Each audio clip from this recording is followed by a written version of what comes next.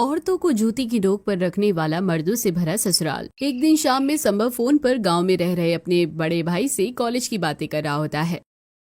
भैया प्रणाम, घर पर सब ठीक है ना? हाँ हाँ सब ठीक है, तू बता पढ़ाई कैसी चल रही है? हाँ ठीक चल रही है, अगले महीने इम्तिहान खत्म हो जाएंगे फिर लौट आऊंगा। हाँ बस यही बात तो करनी थी तुझसे। घर में तेरी शादी की बात चल रही है, बाबूजी और दादाजी कुछ लड़कियां देख रहे हैं, इम्तिहान खत्म होते ही तुझे आना होगा। भैया एक बात पूछूं? हाँ हाँ पूछना। तो क्या मेरे साथ भी वही होगा जो इस घर में हमेशा होता आया है? संभव, हमारे घर का रिवाज तुझे पता है, पीढ़ियों से जो होता आया है वही होगा, हम उसे बदल नहीं सकते। तू अभी अपनी पढ़ाई पर ध्यान दे, घर आ जा, बाकी सब यहीं पर तय होगा। ठीक है भैया, बाद में बात करता हूँ, मेरा लेक्चर शुरू होने वाला है। संभव ऐसा कहकर फोन काट देता है, लेकिन उसकी आंखों के सामने बीते सालों की तमाम तस्वीरें घूमने लगती है। नहीं, मैं ये सब नहीं होने दूंगा। जिससे भी शादी करूंगा उसे इस नरक का हिस्सा नहीं बनने दूंगा। जो परंपरा इंसानियत को मार दे उसे तोड़ना ही पड़ेगा। संभव तुरंत अपने रूम पर आता है और सो जाता है। उसी रात उसे भयावह सपना आया।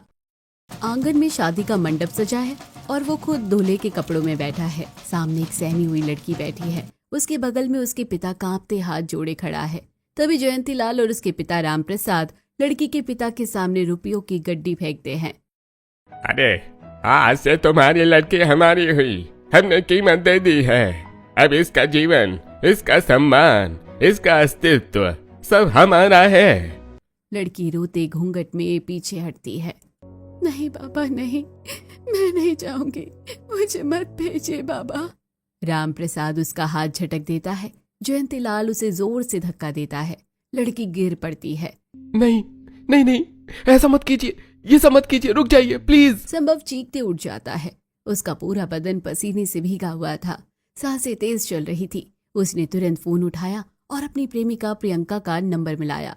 हेलो संभव, इतनी रात को सब ठीक तो है ना? प्रियंका, मुझे तुमसे तुरंत मिलना है। अभी रात के 2 बजे हैं, क्या हुआ?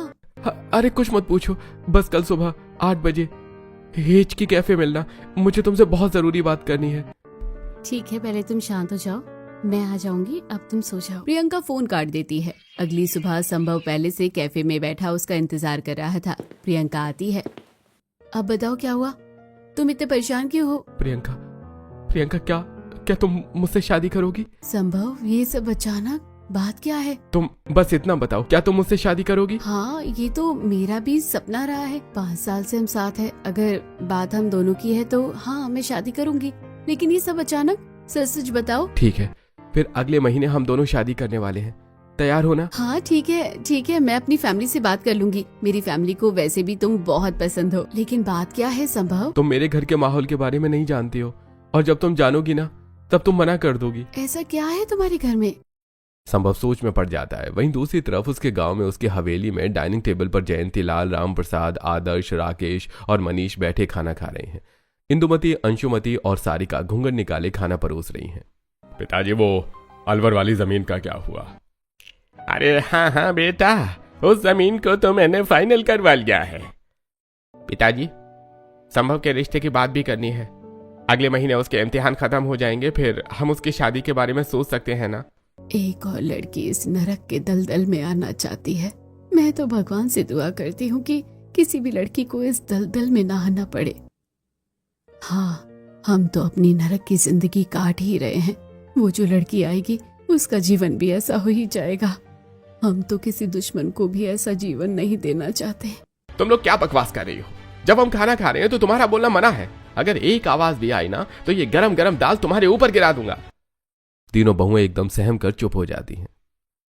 अरे क्या हुआ? हाथ धुलाने के लिए तुम्हारे मायके से लोगों को बुलाना पड़ेगा क्या? इंदुमती डरते मर्दों के हाथ धुलाती है, सारिका तौलिया देती है और सावित्री मुंह पोंछती है। अपना अपना बचा हुआ खाना पटक दो इनके सामने। सब मर्द अपनी झूठी थालियां जमीन पर पटक देते हैं, थालियां बिखर जाती हैं। अरे ठूस लो ये खाना। ये थाली तो गंदी हो गई है। तो क्या तुम्हारे लिए नई थाली नहीं लाए? तुम तो हमें सबसे ज्यादा महंगी पड़ी हो, हम तुमसे पूरा वसूल करेंगे। मनीष झूठा खाना सारिका की तरफ बढ़ाता है। मैं नहीं खाऊंगी ये खाना। इतना खराब हो रहा है, मुझे नहीं खाना। ऐसे कैसे नहीं खाएगी, तुझे खाना ही पड़ेगा। मनीष झूठा खाना उठाकर जबरदस्ती सारिका के मुंह में ठूंस देता है। सारिका का दम घुटने लगता है। हे भगवान, क्या यही है मेरी किस्मत? मन करता है कभी कभी इस घर से भाग जाऊं। सारिका का हाल देखकर सारी औरतें चुपचाप झूठा खाना खा रही हैं। अरे कितनी देर लगती है तुम लोगों को, हैं? दिन भर खा खा कर हमें कंगाल करोगी क्या? अरे चलो जल्दी जल्दी उठो, सारा काम शुरू कर दो। सारी औरतें उठकर तुरंत नौकरों की तरह काम करने लगती हैं। तभी अरे अब काम पर निकलो, जमीन का ठेका आज फाइनल करना है। हाँ पिताजी, चलते हैं। सभी मर्द उठकर बाहर की तरफ जाते हैं और घर के बाहर ताला लग जाता है। मर्द बाजार से गुजरते खेत की तरफ जा रहे हैं। मुखिया और ठेकेदार मिलते हैं। मुखिया जी, वो वाली 5 बीघा जमीन का क्या हुआ? आज कागजात फाइनल करवाने हैं। हाँ दर्श भैया, सब तैयार है, लेकिन भाव थोड़ा ऊपर चढ़ गया है। अरे भाव हम तय करेंगे, हमारा कॉन्ट्रैक्ट है, कोई नहीं टाल सकता। देखो, ये खेत हमारा हो गया तो पूरा ब्लॉक कवर हो जाएगा। सब हंसते आगे बढ़ जाते हैं। मर्दों के बाहर जाने के बाद घर में औरतें काम में लगी हैं। सभी औरतें जल्दी जल्दी हाथ चलाती हैं और रात तक सभी मर्द वापस आ जाते हैं। डाइनिंग टेबल पर रात का खाना हो रहा है। खाना खत्म होते ही, अरे खाना हो गया, अब उठो। हाँ हाँ चलो, आज तो इनकी औकात दिखाते हैं। खाना खत्म होने के बाद सारी औरतें दूध ले लेकर अपने अपने कमरों में जाती हैं। सावित्री देवी थकी हुई डरते हुए जयंतीलाल के पैर दबा रही हैं। अरे क्या हुआ, रोटी नहीं खाएगा? तेरे तो हाथों में जान ही नहीं है। अरे रोटी तो तू पहलवान की तरह चढ़ती है। जयंतीलाल गुस्से में सावित्री को जोर से लात मारते हैं। सावित्री देवी का सिर दीवार से टकरा जाता है। खून बहने लगता है। अरे अम्मा मर गए, अरे अम्मा मैं तो मर गई। ऐसे टसुए बहाने की जरूरत नहीं है, इतने हो गए झेलते झेलते, अभी तक तेरा कोटा पूरा नहीं हुआ। सावित्री के रोने की आवाज सुनकर औरतें कमरे से बाहर आती हैं और जयंतीलाल के कमरे के बाहर खड़ी होकर ये सब डर कर देख रही होती हैं। ये सभी लोग आएंगे यहाँ बाहर, चलो आज तो इनकी औकात दिखाते हैं। सभी मर्द औरतों के बाल पकड़कर अपने अपने कमरों में ले जाते हैं। आज रात कोई आवाज बाहर नहीं जानी चाहिए। कमरे बंद हो जाते हैं। कमरे से चीखने की और मारने की आवाजें आने लगती हैं। सुबह सारी औरतें कमरों से बाहर निकलती हैं। कल रात तो बहुत मारा और जानवरों की तरह नोचा। ओए अम्मा, हे राम, मुझे भी बहुत मारा और जाने कहाँ कहाँ निशान बना दिए।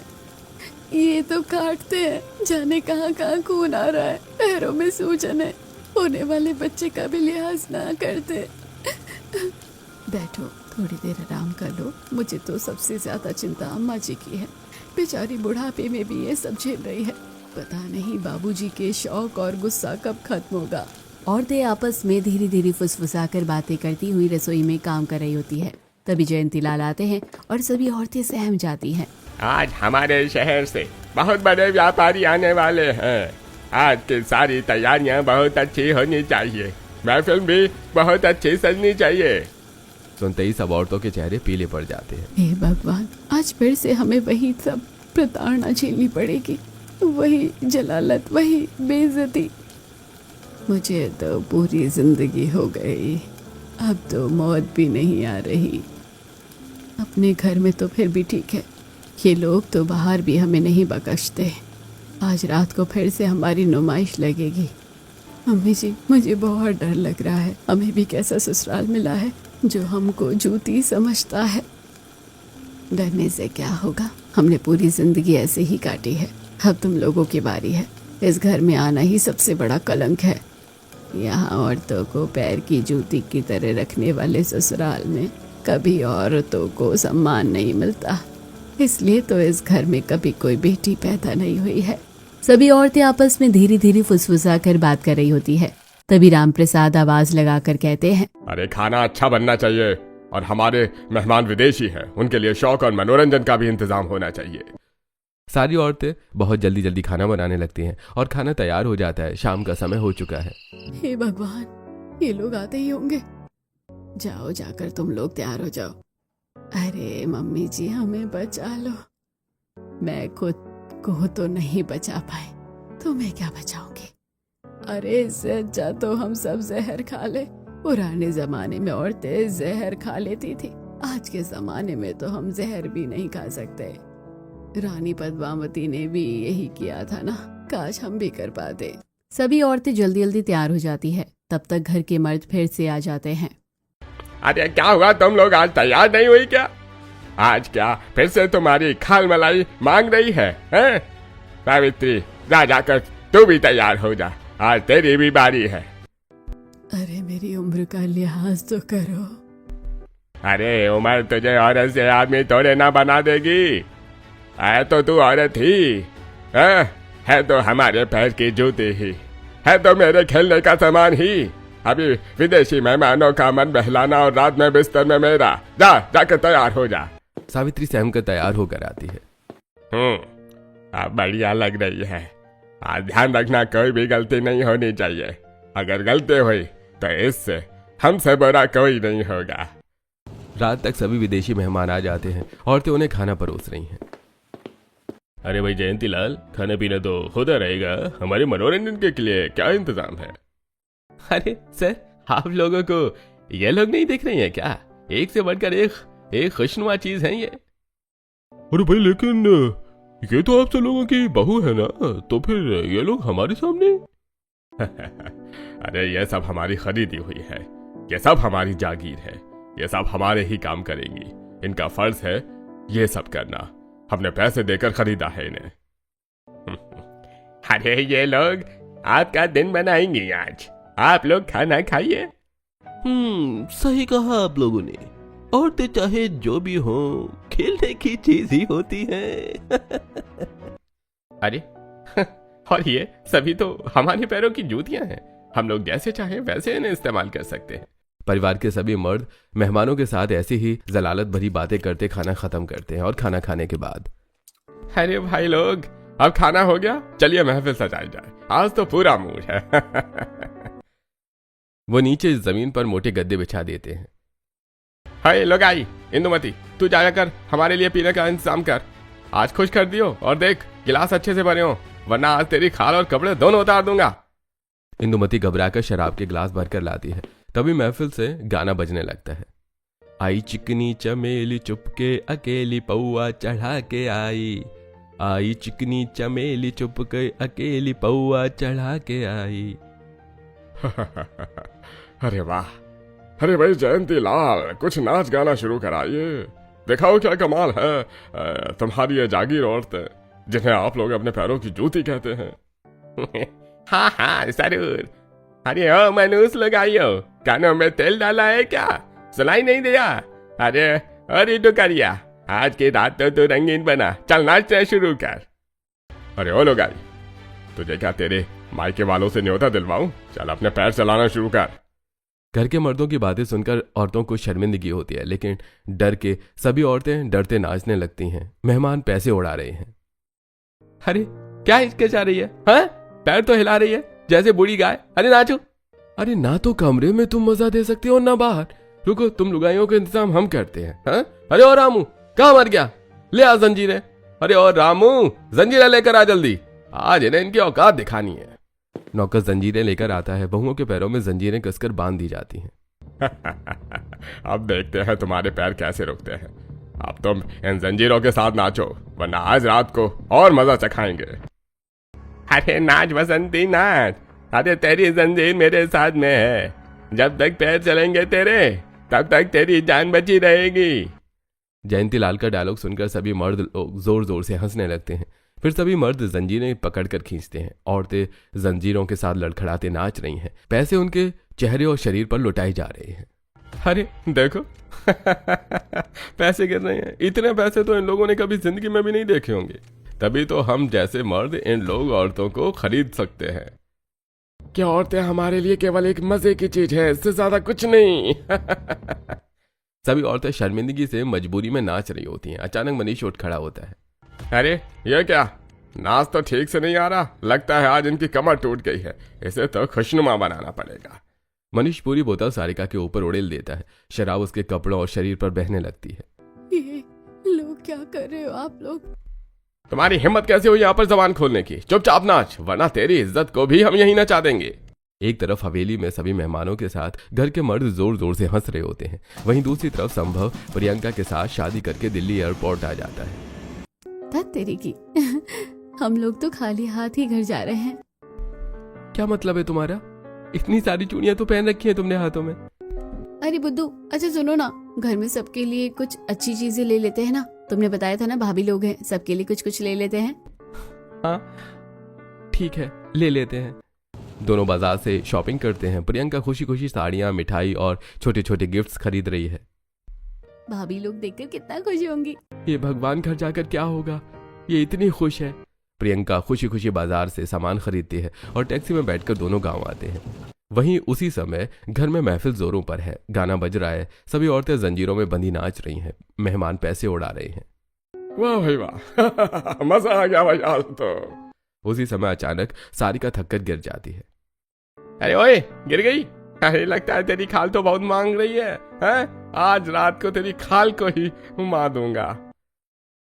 अरे भैया, ये तो हमारी जागीर है हमारी पैरों की जूती, इसीलिए पैरों में गिर जाती है। हवेली में मर्द हंस रहे हैं। तभी बाहर गाड़ी की आवाज आती है। संभव और प्रियंका खुशी खुशी घर के मुख्य द्वार पर पहुंचते हैं। प्रियंका हाथों में गिफ्ट्स लिए है। अरे वाह, कितना सुंदर घर है। भाभी लोग कहाँ हैं? प्रियंका अंदर घुसती है और देखती है घर की औरतें जंजीरों में बंधी नाच रही हैं, मेहमान पैसे उड़ा रहे हैं, शराब उड़ेली जा रही है। ये क्या हो रहा है? प्रियंका अंदर मत आना, रुको, तुम बाहर रुको, मैं तुम्हें सब समझाता हूँ। अचानक संभव को प्रियंका के साथ शादी के जोड़े में देखकर घर के सभी मर्दों के होश उड़ जाते हैं। ओए संभव, तुझे तो बाहर पढ़ने के लिए भेजा था ना, ये तूने क्या किया? अरे क्या तुझे इस हवेली का रिवाज नहीं पता? तूने घर की इज्जत मिट्टी में मिला दी। हमारे घर में औरतें खरीदी जाती हैं, ब्याही नहीं जाती। लगता है हमारे भाई ने दिल लगा लिया है। हाँ, क्या तू भूल गया? औरतें पैरों में जूती की तरह पहनने के लिए होती हैं, दिल लगाने के लिए नहीं। औरतों को सिर पर चढ़ाना हमारा रिवाज नहीं है। घर के सभी मर्द गुस्से में उठते हैं, संभव को धक्का देते हैं और तभी संभव, तूने हमारी परंपरा तोड़ दी, आज तो जिंदा नहीं बचेगा। जयंतीलाल पहले संभव को जोरदार थप्पड़ मारते हैं।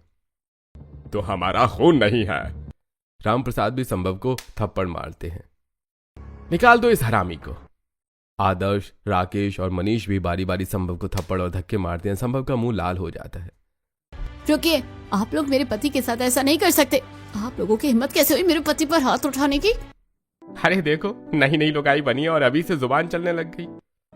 कहीं ऐसा ना हो ये लौंडिया हमारे घर की लौंडियों को बिगाड़ दे, इसे तो घर में रहने ही नहीं देना है। हाँ भाई, हमारी औरतें हमारे पैरों की जूती हैं, ये नई वाली जूती बनकर कैसे रहेगी? यह तो अभी इसे घर की इज्जत बिगाड़ने आई है, निकाल दो इसको। मर्द प्रियंका को भी धक्का मारते हैं। संभव और प्रियंका को जोर जोर से घर से बाहर धकेल दिया जाता है। अरे बाहर निकल जाओ, इस घर में तुम दोनों की कोई जगह नहीं है। प्रियंका और संभव गिरते पड़ते घर से बाहर निकल जाते हैं और संभव प्रियंका के साथ पड़ोस में ही किराए पर रहने चला जाता है। लेकिन सभी मर्द अब प्रियंका का गुस्सा घर की पुरानी बहुओं पर उतारते हैं। अरे नई वाली तो भाग गई, अब तुम लोगों को दिखाते हैं घर की औरत जूती बनकर कैसे रहती है।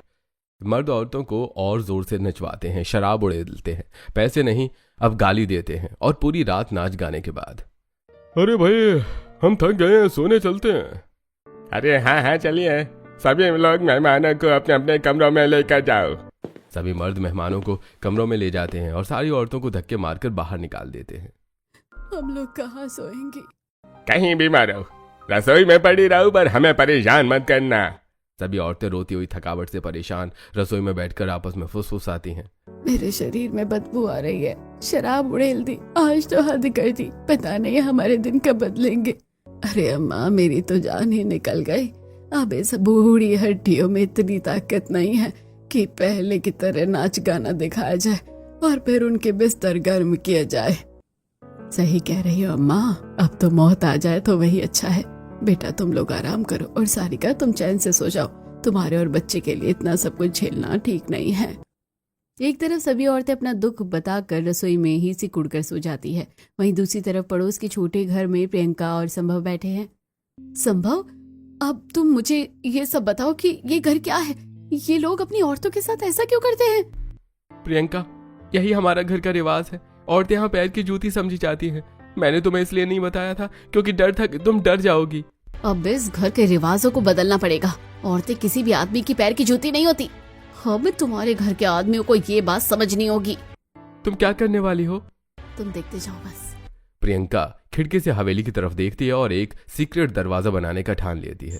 अगले दिन जैसे तैसे कट जाता है। सुबह सुबह मेहमानों के जाने के बाद सभी मर्द भी ताला लगाकर चले जाते हैं और रात को सभी डाइनिंग टेबल पर बैठे होते हैं। तभी खाना परोसते समय सारिका का घूंघट गिर जाता है। अरे ये क्या, घूंघट गिर गया? हाँ, तुझे जरा इससे भी शर्म लिहाज नहीं है क्या? रुक, तेरी अकल में ठिकाने लगाता हूँ। मनीष जोर से धक्का मारता है। सारिका पेट के बल गिर जाती है। पेट में दर्द हो रहा है, बहुत दर्द हो रहा है। माँ। अब पता चला, नकारा कहीं की। सारिका दर्द में तड़प रही होती है। सारी औरतें सारिका की तरफ जाना चाहती हैं।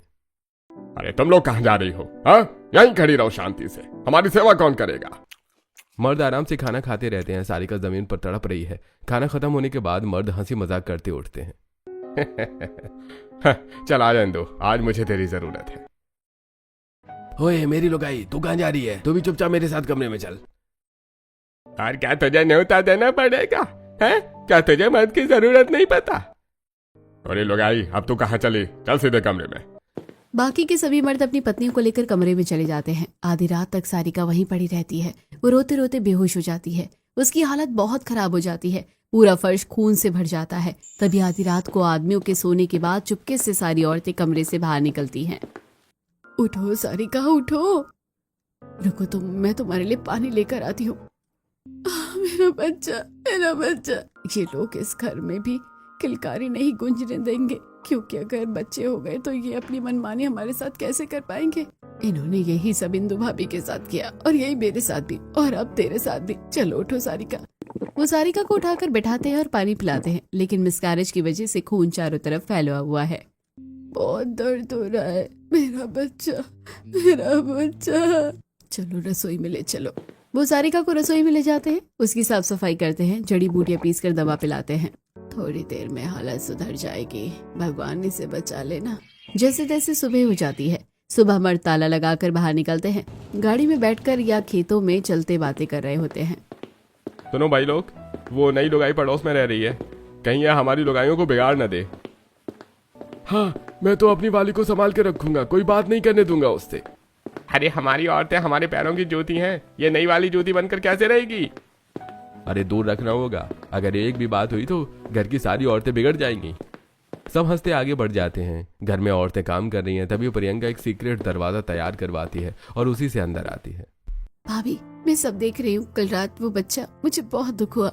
बहू तुम यहाँ कैसे? मर्दों ने मना किया है तुमसे बात करने को। अब डरने की जरूरत नहीं, औरतें किसी की ज्योति नहीं होती, और ये हमें मर्दों को बताना पड़ेगा। आप लोग मेरी मदद करोगी? हमारी जिंदगी तो नरक बन गई। तुम जाओ यहाँ से। अगर इन लोगों ने तुम्हें देख लिया तो तुम्हारी भी हालत ऐसी ही कर देंगे। हाँ, मैं तो चली जाऊंगी, लेकिन अब मैं चुप नहीं रह सकती। प्रियंका, ये लोग बहुत खतरनाक हैं। तुम देखते जाओ, अब ये घर की औरतें खुद अपनी किस्मत लिखेंगी। प्रियंका उस समय वापस लौटकर अपने पड़ोस के छोटे से घर में चली जाती है। संभव, मैंने सब देख लिया। कल रात जो हुआ, वो बच्चा, सारिका भाभी का दर्द, ये घर नहीं नर्क है। ये औरतों को पैर की जूती समझने वाला ससुराल है। मुझे इसे खत्म करना ही पड़ेगा। प्रियंका, ये लोग बहुत खतरनाक हैं। दादाजी से लेकर छोटे भाई तक सब एक हैं। खतरा तो होगा ही, लेकिन चुप रहकर खतरा नहीं मिटेगा। अब मैं चुप नहीं रहूंगी। अगले कुछ दिनों में प्रियंका चुपके से सीक्रेट दरवाजे से हवेली में आ जाती है और वो घर की औरतों से बात करने की कोशिश करती है, लेकिन औरतें डर के मारे कटी कटी सी रहती है। एक दिन रात को, देखा, वो नई वाली अभी भी इधर उधर घूम रही है, मोबाइल चलाती फिर रही है। हाँ भाई, लगता है शायद कि पढ़ी लिखी है। उसे लगता है कि वो हमारी लुगाइयों को बिगाड़ देगी।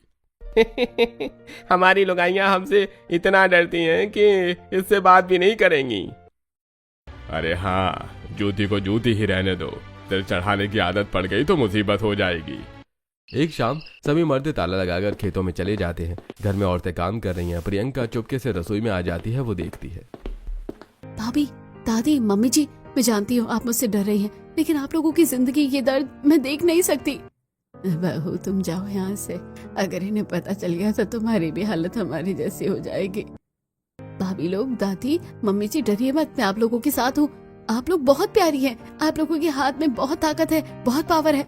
बेटी, कोई सुन लेगा? धीरे बोल। कोई नहीं सुनेगा। आज मर्द बाहर है दादी जी। संभव ने बताया आपको सिलाई और कढ़ाई में कमाल आता है। वो फूलों वाली डिजाइन लोग देखकर पागल हो जाएंगे। मम्मी जी, आपको खाना बनाने की कला है?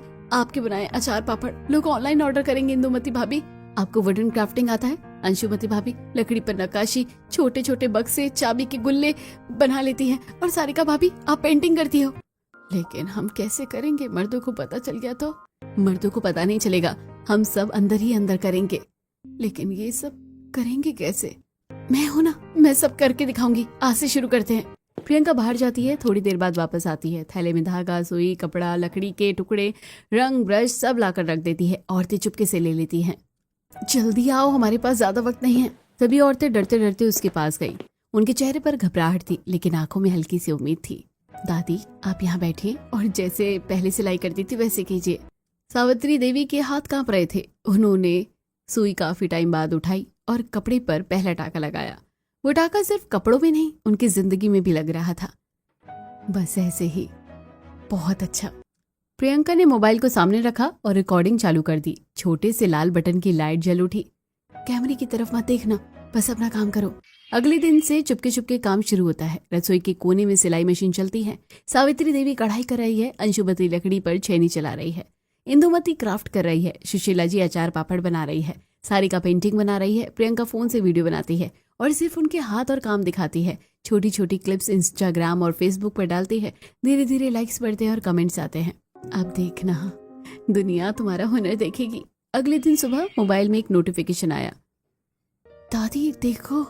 उसने मोबाइल सावित्री देवी के सामने रखा, जहां लिखा था न्यू ऑर्डर रिसीव्ड। ये क्या है बेटे? किसी ने आपका बनाया हुआ काम खरीदा है पैसे देकर। सावित्री देवी की आंखों में आंसू आ गए, लेकिन इस बार ये आंसू दर्द के नहीं, सम्मान के थे। हमारे हाथों के काम के पैसे मिलेंगे। अब से हर मेहनत की कीमत मिलेगी।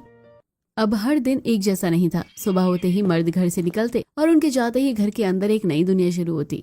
सभी औरतें अपने हुनर के दम पर पैसे कमाने की तैयारी कर रही थी। प्रियंका हर काम को रिकॉर्ड करती, फिर रात को उन्हें इंटरनेट पर डालती और हर दिन नए ऑर्डर आने लगे। आज मेरा ऑर्डर आया है। सच में? कितना? 5,000 रुपए।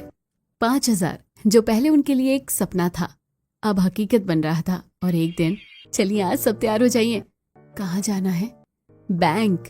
सभी औरतें एक दूसरे को देखने लगी, जैसे ये शब्द ही उनके लिए नया था।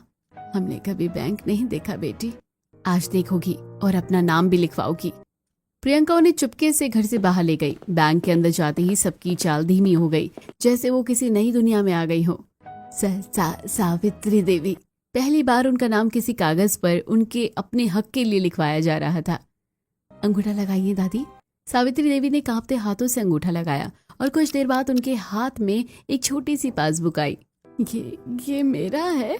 हाँ दादी, ये आपका है। सभी औरतें खुशी खुशी घर लौट आती है। अब हर औरत के पास अपना बैंक खाता था और उसमें पैसे भी। रास्ते में रिक्शे में, अगर हमें घर से निकाल दिया गया तो? अब कोई आपको निकाल नहीं सकता, क्योंकि अब आप किसी पर निर्भर नहीं हो।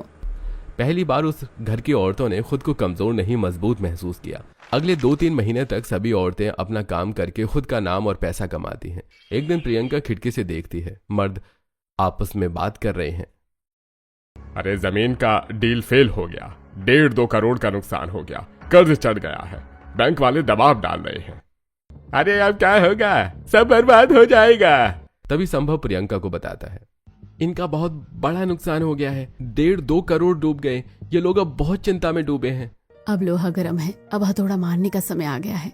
अगले दिन मर्द चले जाते हैं। प्रियंका औरतों के पास आती है। सब रसोई में इकट्ठी हैं। देखो सब, मैंने सबके बैंक अकाउंट खुलवा दिए हैं। अब आपके अकाउंट में पैसे आ चुके हैं। पैसे हमारे खाते में किसने दिए? दादी, सारे पैसे आपकी मेहनत के हैं। जरा देखिए इस फोन को। आप पांचों के खातों में 10-10 लाख रुपए हैं, आपकी मेहनत के। प्रियंका फोन दिखाती है। सबके खातों में लाखों के रुपए हैं। इतने पैसे? सच में? अब आप सेल्फ डिपेंडेंट हो, पैसे वाली हो। लेकिन मर्दों के बिना औरतें कुछ नहीं होती।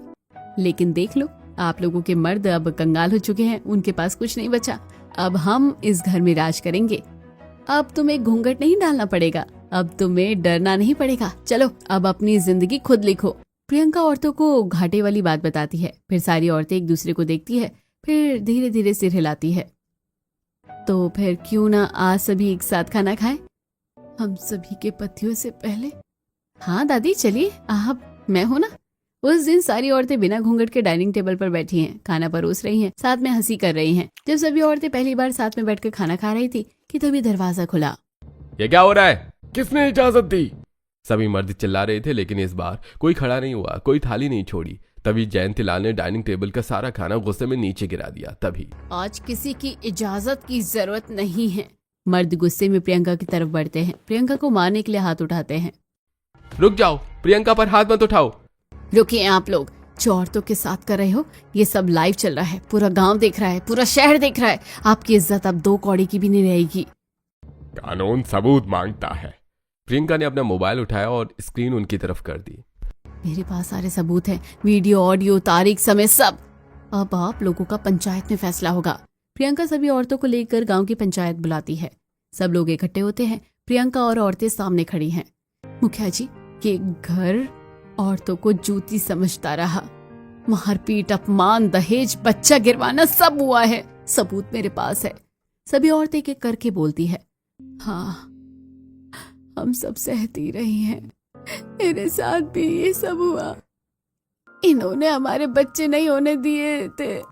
रोज मारपीट होती थी। मेरा बच्चा इन लोगों ने अपनी अय्याशी के चक्कर में मार दिया। पंचायत घर की सभी औरतों की दुख भरी कहानी सुनती है, सबूत देखते हैं, मुखिया फैसला सुनाता है। यह घर की परंपरा नहीं है, अपराध है। जयंतीलाल, हम आप लोगों को इज्जतदार समझते थे, लेकिन आप लोगों ने अपने घर की औरतों को पैर की जूती समझकर पूरे गांव को शर्मिंदा किया है। इन लोगों के लिए पुलिस बुलाई जाए। तभी पुलिस आती है, सबूत देखकर सभी मर्दों को गिरफ्तार करती है, हथकड़ी लगाकर ले जाती है। हवेली अब बदल गई है। औरतें नए नए कपड़े पहने हैं, जैसे साड़ियां, कुर्ते, जीन्स, और सभी बिजनेस वुमन की तरह लग रही हैं। घर में हंसी खुशी है, सभी पॉपकॉर्न के साथ मूवी देख रही हैं। देखा, जब औरत खड़ी हो जाती है तो दुनिया बदल जाती है। दूसरी तरफ जेल में सारे मर्द सलाखों के पीछे जयंतीलाल सिर पकड़े बैठा है। रामप्रसाद दीवार से टकरा रहा है। आदर्श, राकेश, मनीष सब दुखी है। अरे क्या कर दिया हमने? अरे अब सब बर्बाद हो गया।